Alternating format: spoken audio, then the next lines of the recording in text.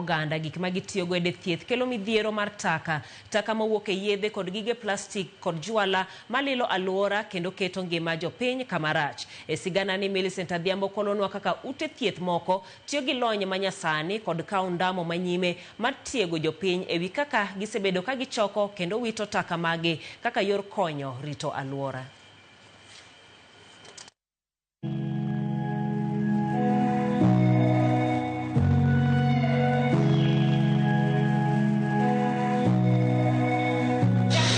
Ute thieth bedo ga modich kimanyo chang. Kata kamano, pidhe mag yugi nyolore e seche ogogo. Sindene, pamba, raba mag lwedo kata gloves, jwenni miboyo godo gige thieth, nyalo bedo obadho maduong' e alwora, ponono ok owitgi e yo mowinjore. E od thieth ka od thieth, penjo maduong' mawuok en mar ni yugigi kinde duto iwito gi ga kure, gichomo ga kanye, koso kenge mage magikaloe. E kinde ni ma piny ngima medo rido okanda, e kedo gi midhiero mar taka mar plastik kod lokruok chal futo mar kor lwasi, yangore ni 30% mag yugi mawuok e ute thieth gin mag plastik.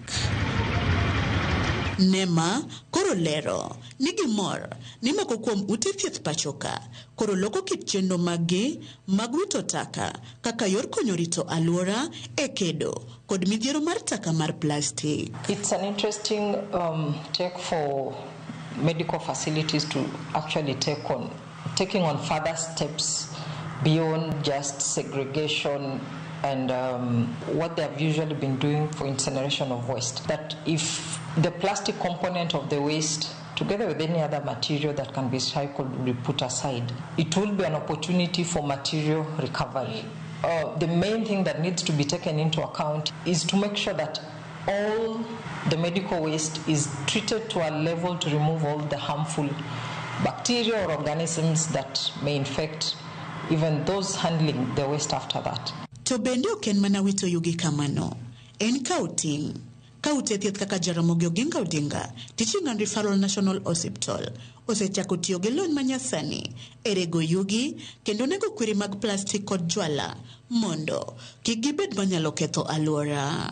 Wang'e maber ni plastic waste gin waste manigi rach mang'eny e alwora. Gin gik mok tow kendo ginyalo tieko higni mang'eny e lowo. Wan gi machine kaka KajoTRH marego plastics gi into harmless and smaller particles. To samore go yugi gi ogolo mana muya, ok ogol iro. To muya ni ben muya mok ketho alwora. Kaka yor tucho it oganda e wi takagi, jolony ngima kod thieth mag oganda kotelnegi kod Pamela Awuor Still yango ni pacho kama ngima kowuok e ute thieth mamalo nyaka manie kor gwenge. Ote achiel maduong' en pidho yugi ka yugi kendo kane kama owinjore kode kaka yor chiwo yot mar witogi kuonde makare.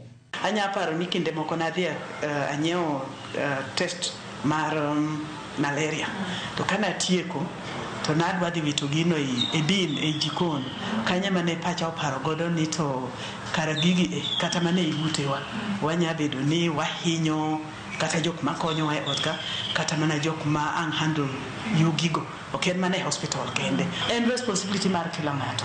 Ok en gimoro mwanyalo wacho ni ne mamoromo police environmental preservation.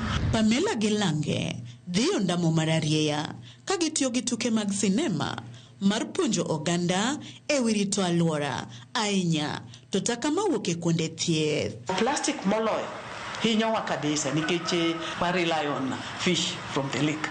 To yudo ka kanye miyude ka plastics ng'enye ma okoromo bedo ni gima kamano timore.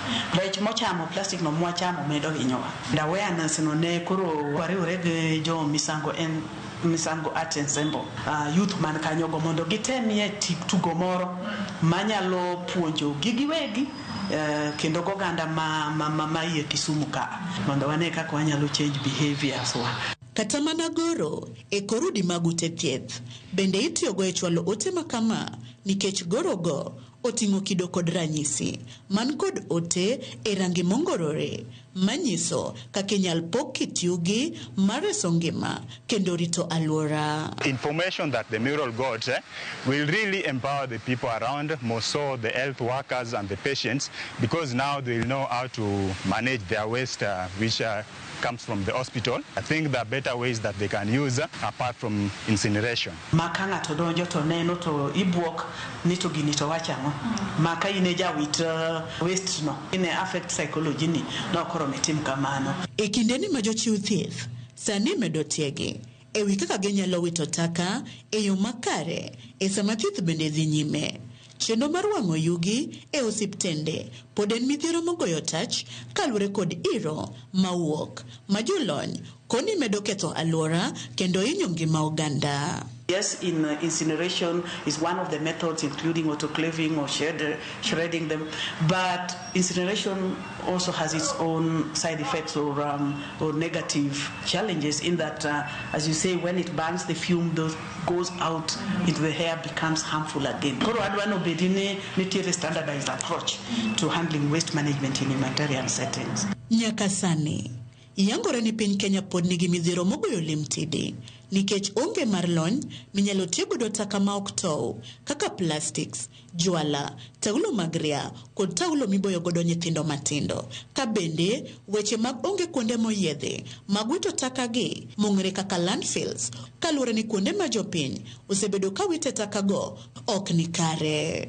Yugi gi kose ng'adgi to ing'adogi matindo tindo makoro ka gibedo mang'eny to waduoko gibedo matin, koro bedo mayot mar mondo mi wakawgi ka kwadhi witogi e damba kuma witogi. It is designed in the landfill systems that those ones will be trapped and collected and utilized or treated further so that it does not harm the environment. Unfortunately, we do not have what we will call the landfills currently. Jolony koro jiwo oganda ni bedo gi yugi ok en mana chilo modong' bang' konyruok gi mwandu moro, to en ranyisi mar kaka ng'ato ang'ata kawo ting' mar wito yugi kuma owinjore kaka yor konyo e rito alwora. As we are calling out for beating plastic pollution is if I'm generating my waste, plastic, organic and the others, let me separate it into the streams that are allowed. Then we are able to eliminate all this waste from our open environment. Gimonego bende watimo kuongo en wa make sure ni plastics gi wa separate from other wastes. Wanyalo tiyo kodgi in recycling. Walos kod gik mopogore opogore. Seche ma ng'ato gomba kata seche ma wache ni ochalo problem man mabor. Yet one wadak gi challenges on a day-to-day basis and the change starts with me. E kindeni ma piny owacho medo keto okenge mag rito alwora kokalo kuom kedo kod taka mag jwala, ute thieth koro ijiwo mondo ni oketo okenge makare mar wetho wito taka maricho mag plastik kod mago mag jwala kowuok kuom awards kuma ipogogie kaka yorno mar neno ni giriwo lwedo kanyakla mar rito alwora. Millicent Adhiambo, Ramogi TV, Kisumu County.